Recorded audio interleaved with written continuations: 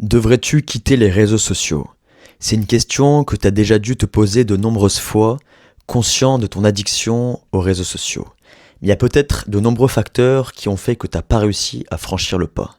Ça peut être le simple fait de ne pas vouloir manquer l'actualité, de ne pas vouloir manquer tout ce que tes potes vont faire quand ils vont partir en soirée, partir en voyage, mais ça peut aussi être la simple raison que tu trouves ça complètement inutile et tu vois même pas pourquoi est-ce que tu devrais le faire. Bref, peu importe les raisons qui t'empêchent de supprimer certains réseaux sociaux, ça va être le sujet de cette vidéo et je vais pas te donner de conseils clés, te dire qu'est-ce qu'il faut garder, qu'est-ce qu'il faut supprimer. Je vais simplement me baser sur mon expérience sur les différents réseaux sociaux et t'expliquer pourquoi, quelles sont les raisons qui font que je garde ou que je supprime tel ou tel réseau social. Et j'aimerais aussi te préciser et insister là-dessus, c'est que je ne suis pas anti-réseau. Je suis le premier à en utiliser d'ailleurs pour les vidéos que je fais sur YouTube. Et donc, par définition, le boulot que je fournis, je ne peux pas me passer de certains réseaux. Donc voilà, je ne suis pas anti-réseaux sociaux. Je vais juste essayer d'avoir l'utilisation la plus optimisée possible, la plus minimaliste possible pour éviter d'avoir tous les aspects négatifs qui prennent le dessus sur ma vie. Et donc au lieu de te dire qu'est-ce que tu dois faire, je vais simplement t'inviter à te poser les questions suivantes pour chaque réseau social. Est-ce qu'il y a plus d'inconvénients ou d'avantages à utiliser tel réseau social? Et au-delà du simple fait d'avoir autant d'avantages que d'inconvénients, il faudrait même que tu te dises que si les effets négatifs prennent le dessus sur le positif et qui sont plus importants, qu'ils ont un effet beaucoup plus impactant sur ta vie quotidienne, et là, la question en effet peut se poser et tu peux sincèrement te demander s'il est nécessaire, s'il est bon pour toi de garder chaque réseau social. Je commence sans plus tarder avec la première catégorie, la catégorie des réseaux sociaux dont j'ai seulement entendu parler car je ne les ai jamais utilisés.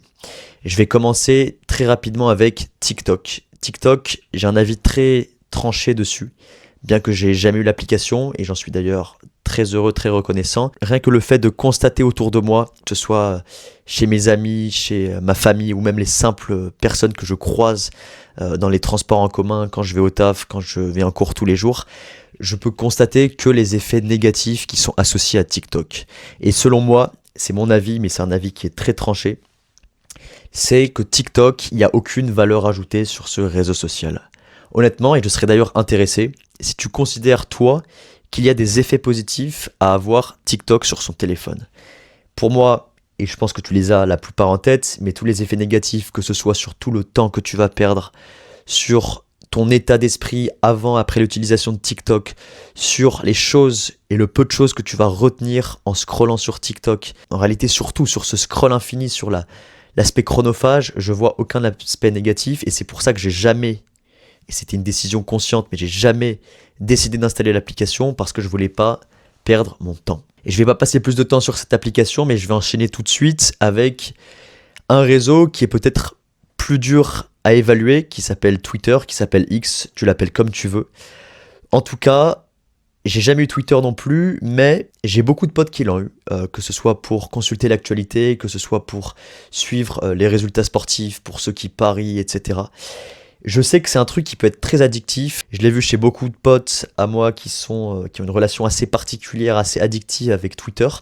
Et là, ça va être peut-être plus nuancé comme avis, mais peut-être que les questions qu'il faut que tu te poses par rapport à ce réseau, c'est est-ce qu'il y a d'autres moyens de t'informer? Est-ce qu'il y a d'autres moyens de te divertir ou de regarder l'actualité sportive? Si tu arrives à trouver des alternatives, tant mieux. Essaye en tout cas peut-être d'avoir la relation la plus saine avec. Essaye de faire un tri dans les comptes que tu vas suivre. Essaye peut-être aussi de supprimer l'application sur ton téléphone et de simplement te tenir à l'utiliser sur ton ordinateur de temps en temps. Tu vas voir que ça va vachement limiter ta consommation. Mais donc sur cette appli, sur ce réseau, je ne vais pas avoir beaucoup de conseils à te donner. Je vais juste t'inciter à te poser la question et à faire ton choix consciemment et par toi-même. Ensuite, je vais te parler de Snapchat, que je vais appeler le réseau des vrais amis. Celui où tu vas échanger avec tes amis les plus proches, avec le système de flamme, avec le système de Snap que tu vas envoyer quotidiennement, etc. C'est un réseau que j'ai mis pas mal de temps à supprimer. J'ai longuement hésité, est-ce que c'était une bonne idée pour moi de le supprimer, étant donné que je vois certains aspects négatifs qui y sont associés? Je trouve que le simple fait de pouvoir envoyer des vidéos, des photos hyper rapidement à tes potes, à tes proches, je trouve ça assez fantastique. Ça te permet de garder des très bons souvenirs. Le concept des memories, je trouve ça aussi génial. C'est d'ailleurs toutes ces raisons qui ont fait que j'ai longuement réfléchi et hésité à supprimer le réseau. Mais je pense que tu peux aussi trouver des alternatives. Pour les memories, par exemple, c'est ce que je suis en train de faire en ce moment, c'est au lieu de te forcer à continuer d'utiliser Snapchat pour les raisons aussi négatives que je vais t'évoquer plus tard, peut-être que tu peux simplement télécharger tous les mémos que tu as enregistrés sur Snap, les télécharger sur ta galerie et du coup tu pourras les consulter très simplement sur ta galerie photo mais sans avoir besoin d'aller sur Snap et de voir aussi les effets négatifs qui sont associés. Pour tout ce qui est échange avec tes amis, en réalité tu as plein de messageries, tu as WhatsApp, tu as les messages classiques où tu vas très bien pouvoir envoyer des photos, des vidéos. Ce sera peut-être moins interactif que sur Snap, mais toujours est-il, il y a des alternatives qui sont totalement possibles. Et du coup, il y a aussi selon moi des gros points négatifs sur Snap, et qui sont ceux d'ailleurs qui m'ont fait justement prendre cette décision de supprimer ce réseau. Le premier, c'est le concept des flammes, que je trouve très dangereux comme concept, très addictif, ultra addictif. Le fait de se dire que tu vas devoir te tenir à envoyer des snaps tous les jours à des gens avec qui parfois tu vas même pas forcément avoir des liens très forts, des amitiés très fortes, mais d'avoir cette impression, cette sensation que les snaps sont indicateurs d'une amitié et que si tu fais plus de flammes avec des amis, eh bien ça veut dire que cette amitié ne tient plus. Je pense que ce concept est assez dangereux, qu'il y a d'autres moyens de créer des amitiés, que ce soit d'appeler des amis quand on a besoin ou de les voir tout simplement en personne. Le deuxième gros point négatif selon moi, c'est les stories à la une à tout à droite du réseau, où tu vas avoir des stories qui sont potentiellement à caractère sexuel, qui sont potentiellement avec une incitation, des messages d'incitation à la haine où tu vas voir des bagarres, tu vas voir beaucoup de contenu putaclic, des choses qui vont vraiment t'embrouiller le cerveau, qui vont t'apprendre peu de choses et qui vont pas avoir beaucoup de valeur ajoutée dans ta vie. C'est ça qui faisait que j'avais encore une relation chelou avec Snap et qui faisait que je passais beaucoup de temps dessus, notamment je me souviens quand j'étais aux toilettes où j'avais tendance à perdre beaucoup de temps sur les stories Snap qui sont à la une. Ça et les flammes, honnêtement, c'est des choses dont tu peux clairement te passer et c'est ce qui fait que selon moi, tu peux aussi te passer de Snap et le remplacer par WhatsApp par exemple pour envoyer des messages à tes proches et par ta galerie photo et ta caméra pour prendre des vidéos, des photos, des moments qui sont importants pour toi. J'enchaîne ensuite avec le plus populaire qui est Instagram. Tu peux aussi mettre Facebook dans la même catégorie, c'est des réseaux qui se ressemblent un petit peu. Instagram, c'est un réseau où j'ai encore du mal à m'en passer à 100%. La même chose que pour Snap, c'est un réseau que j'ai supprimé de mon téléphone, donc j'y ai plus accès du tout quand je suis en dehors de chez moi. La seule fois où je vais sur Instagram, c'est sur mon ordinateur quand je me connecte, mais encore une fois, j'ai fait exprès d'agrandir la friction. Dès que je vais sur Instagram sur mon ordinateur, et dès que je finis de consulter, je me déconnecte. J'ai un mot de passe qui est suffisamment dur pour avoir besoin de regarder sur mon téléphone pour me reconnecter ensuite. Donc ça agrandit la friction. Et donc, assez rapidement, ça fait que ma consultation d'Instagram, elle va réduire sur le temps. D'une part parce que c'est plus sur mon téléphone, et d'autre part parce que la friction est suffisamment grande pour m'empêcher d'y aller trop souvent. Et Instagram, il y a beaucoup de raisons qui vont faire que tu vas pas forcément vouloir t'en passer. La première raison, ça va être de pouvoir échanger avec tous tes abonnés, avec tous tes proches, tous tes amis, les potes que tu t'es fait à l'étranger, etc. C'est vrai que c'est un outil assez pratique pour ça. Encore une fois, il y a d'autres alternatives. Tu peux très bien échanger sur WhatsApp avec les gens qui comptent vraiment pour toi. La question que tu peux te poser, c'est est-ce que Instagram est vraiment indispensable ?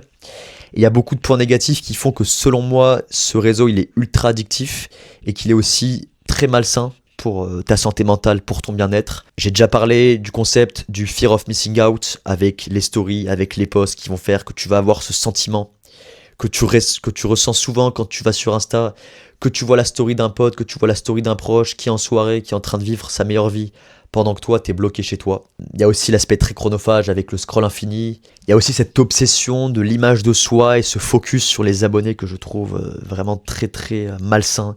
Où je suis le premier à, quand les rares fois où je vais sur Instagram, à toujours checker le nombre d'abonnés que j'ai, voir si j'en ai pas perdu. Et du coup, ça crée une forme d'anxiété un petit peu implicite.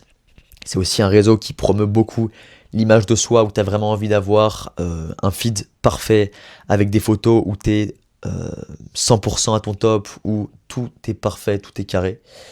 c'est quelque chose de malsain et tous ces aspects négatifs, ils expliquent mon choix, ils expliquent le fait que j'ai finalement décidé de le supprimer de mon téléphone et que j'utilise désormais que sur ordinateur.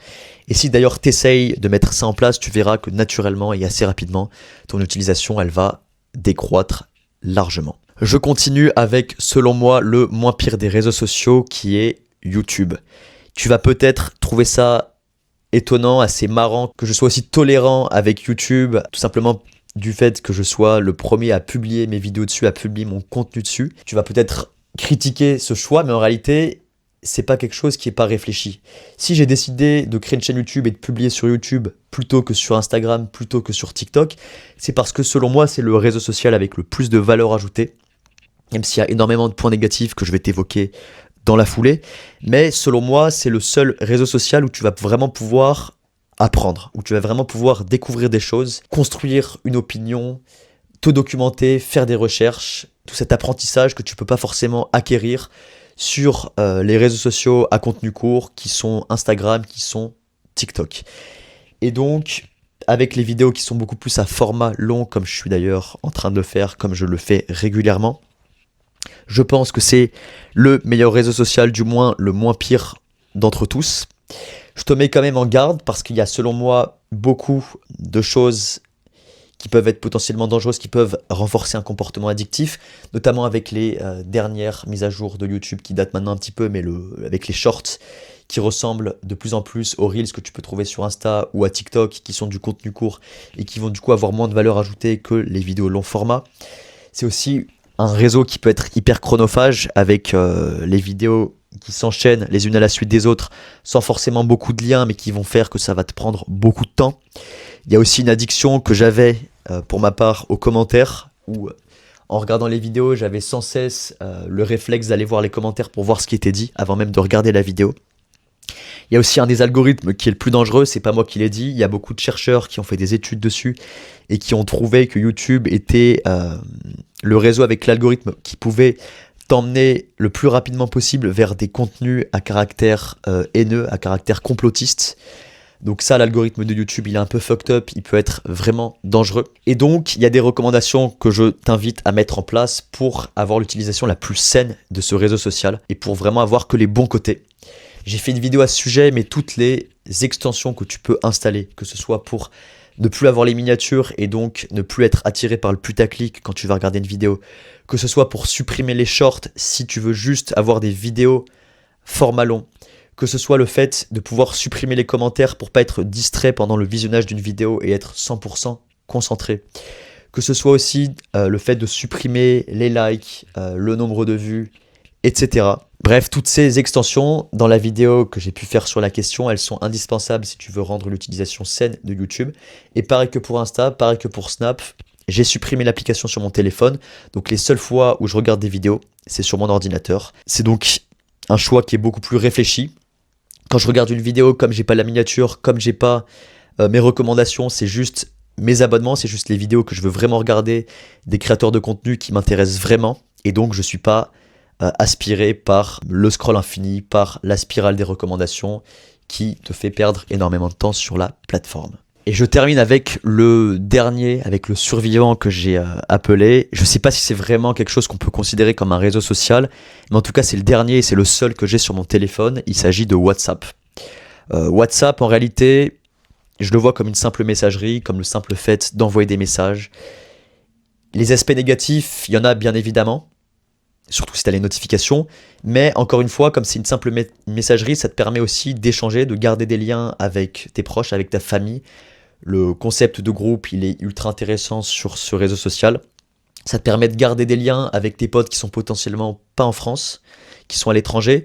Et toutes ces raisons font que je continue à utiliser WhatsApp, que je peux avoir peut-être une relation qui peut être de temps en temps addictive, où je vais quand même le consulter pas mal de fois dans la journée.